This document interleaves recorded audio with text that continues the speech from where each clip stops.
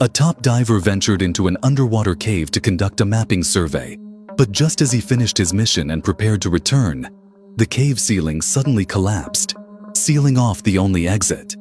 At the same time, a massive amount of mud and sand churned up, plunging the entire passage into pitch-black darkness in an instant. The critical issue was that the air in his tank was running dangerously low. In a panic, he hurriedly turned around and swam deeper, desperately trying to find another way out, triggering a massive rescue operation across Europe in what became known as the Gourneyras cave diving incident. Located in the Ardèche Gorge of France, the Gourneyras cave looks like an ordinary small body of water from the outside, but underneath, it connects to a complex labyrinth-like cave system, reaching a maximum depth of 78 meters and expanding horizontally for 1,040 meters, with the structure of the deeper passages remaining unknown.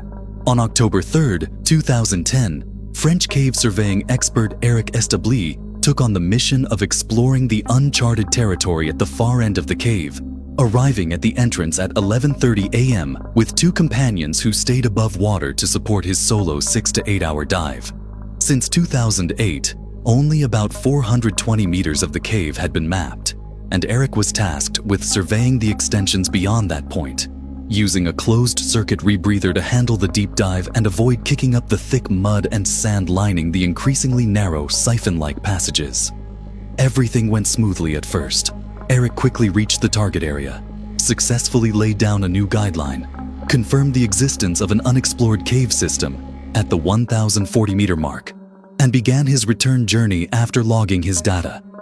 Geologists had previously theorized that the Gourneyras cave, formed by long-term groundwater erosion, likely contained breathable air pockets. But its fatal flaw was a highly unstable geological structure prone to collapsing if disturbed from the outside.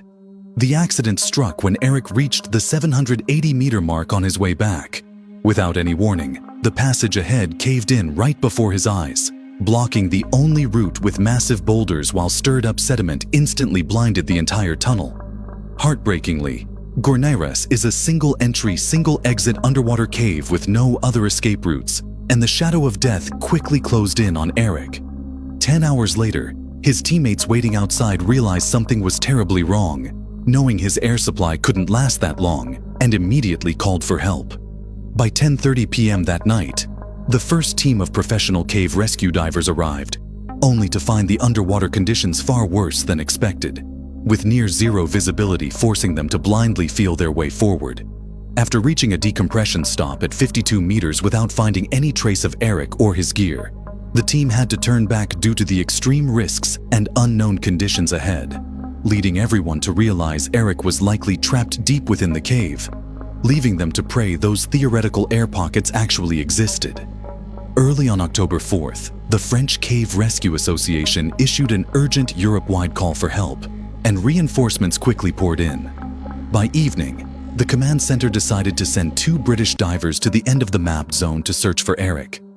On October 5th, equipped with emergency thermal gear and a through-rock communication system, they reached the 780-meter mark only to face a suffocating sight.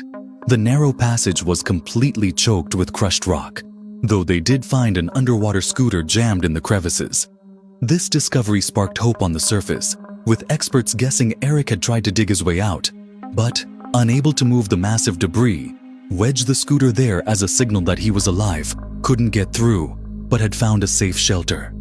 After this brief wave of excitement, the command center determined that directly clearing the blockage was impossible due to the risk of secondary cave-ins, so they launched a 3-pronged rescue plan, waiting for the water sediment to settle so Swiss divers could search for bypass crevices, searching for natural sinkholes above ground to drill a micro-explosive shaft past the blockage, and exploring nearby water bodies for connecting branch caves.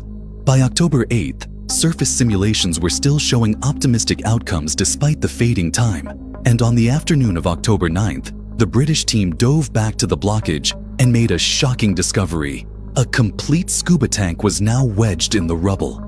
The command center mistakenly believed it was Eric's tank, since it wasn't there during the previous dive, meaning he was still alive days after the collapse and strong enough to leave a signal, causing the entire camp to erupt in cheers. However, after double-checking, It turned out to be a tank urgently ditched by the French rescue team days earlier due to a minor secondary rockfall. Despite this agonizing mix-up, the team worked through the night to optimize their plan. On October 11th, two elite British divers using side-mount gear managed to squeeze through a gap in the collapsed zone into much clearer water. But after swimming just over 70 meters, they found Eric's body resting silently in the rocky depths at the 850-meter mark.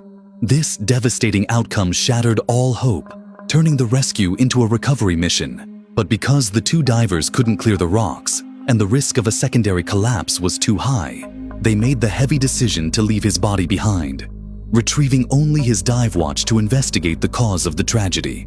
On October 12, 2010, authorities officially abandoned the recovery of Eric's body permanently. The data from his dive watch revealed a cruel truth. On the very first day of the collapse, Eric had run out of air and drowned. And later, geological surveys confirmed there were absolutely no dry air pockets in the Gourneyras cave, proving the rescuers' earlier hopes were just empty theories. To this day, Eric's remains rest in that narrow, watery passage, an underwater maze he mapped with his own hands. Many might ask why these explorers willingly face such uncontrollable, deadly risks, but the answer is quite simple. Those dark subterranean spaces hold the secrets of Earth's evolution, and the boundaries of human knowledge are expanded inch by adventurers exactly like him.